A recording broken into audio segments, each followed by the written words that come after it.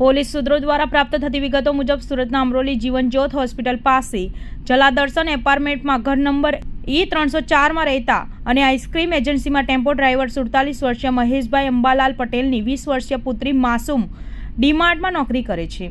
ગત સવારે 11 વાગે માસૂમ તેની ફ્રેન્ડ નિધિ સિંહ સાથે ડુમસ રોડ સ્થિત વીઆર મોલ ફરવા ગઈ હતી.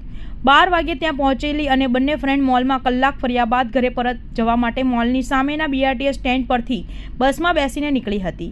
જોકે રસ્તામાં તેમને ભૂખ લાગતા બંને 2:30 વાગ્યે તેઓ લાન્સર આર્મી સ્કૂલની સામે બસમાં ઉતરી રોડ ક્રોસ કરતા હતા ત્યારે પાછળથી આવતી બીઆરટીએસ બસના ચાલકે ટક્કર મારતા માસૂમ નીચે પડી ગઈ હતી અને બસનું વ્હીલ તેના પર ચડી ગયું હતું.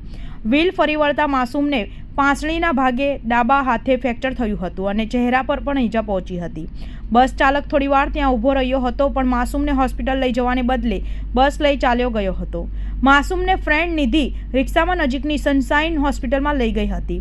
અકસ્માત અંગે જાણ થતાં માસૂમના પિતા હોસ્પિટલ દોડી ગયા હતા અને માસૂમને વધુ સારવાર માટે કિરણ હોસ્પિટલ લઈ આવ્યા હતા.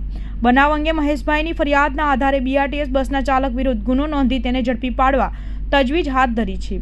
વધુમાં તપાસ વુમન પીએસઆઈ યુસી ડામોર કરી રહ્યા છે.